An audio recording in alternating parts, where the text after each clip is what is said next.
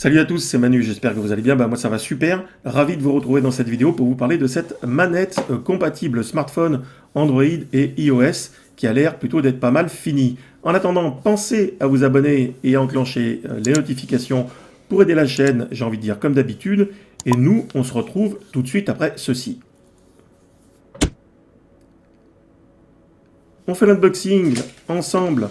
Alors la boîte est plutôt jolie, on va retrouver à l'intérieur ce coffret que nous allons mettre déjà dans le bon sens. Alors, il faut savoir qu'elle n'a pas de batterie et qu'elle est auto-alimentée directement par votre smartphone. Donc du coup, pas de câble.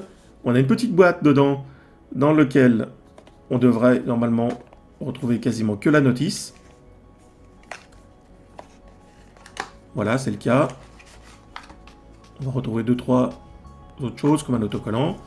Et ici, vous avez 3 joysticks afin d'adapter au mieux à votre manière de jouer. C'est intéressant d'avoir ceci en complément. Alors vous avez un modèle un petit peu plus gros. Ceux qui sont dessus déjà sont standards et à mon avis conviendront très bien. On enlève les protections, on va regarder la finition du produit. Alors le plastique est propre, ça joint vraiment super bien. Ici, les gâchettes sont souples. Et les joysticks aussi. On va retrouver dessous une prise USB-C pour la charge et une prise de casque. Ça, c'est plutôt cool. Et ici, vous avez la petite prise qui est articulée. Donc ça, c'est déjà pas mal du tout. Vous avez la possibilité d'enlever donc les deux caches de chaque côté pour venir changer les fameux joysticks. Donc c'est assez simple à faire. Il y a un détrompeur, on enlève et on vient facilement mettre l'autre à la place, comme ceci. Pour remettre, il y a des aimants, ça se clipse facilement, plus facilement que ça s'enlève. Donc, le smartphone, Android, il faudra absolument activer le mode OTG, que vous allez retrouver dans les paramètres. Sinon, vous cherchez en haut directement OTG,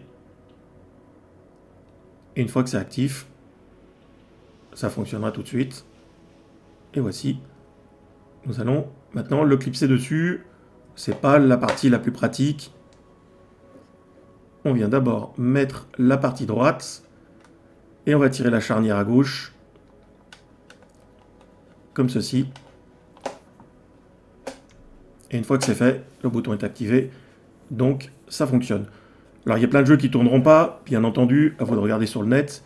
Ici, moi j'ai testé Asphalt, donc vous n'avez pas la possibilité forcément de conduire votre véhicule, mais plutôt de donner des trajectoires et d'utiliser les gâchettes pour drifter ou booster votre course. Alors ça fonctionne bien, mais encore une fois, c'est pas le jeu le plus adapté.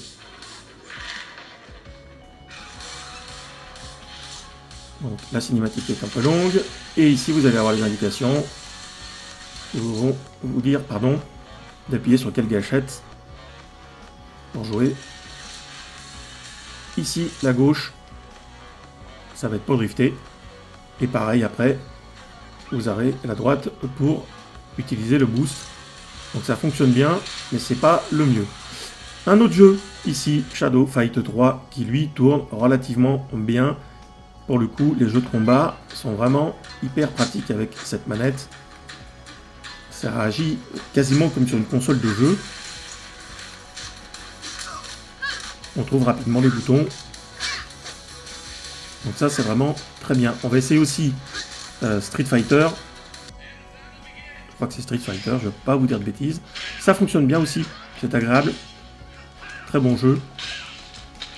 Et qui se manipule très bien. Un autre jeu ici, que je ne connaissais pas, qui ressemble un petit peu à GTA, Madout 2. Donc plusieurs possibilités. Vous avez un personnage, vous pouvez conduire des véhicules. Donc c'est fluide aussi, ça fonctionne bien. C'est juste pour vous donner une petite idée de la manière dont ça peut tourner avec les différents types de jeux. Et je trouve que cette manette est vraiment super méga pratique. Le lien est dans le descriptif, comme d'habitude. N'hésitez pas à poser des questions et à mettre des commentaires. J'y répondrai avec plaisir. Et moi, je vous dis à bientôt pour des vidéos et plein d'infos. Ciao, ciao.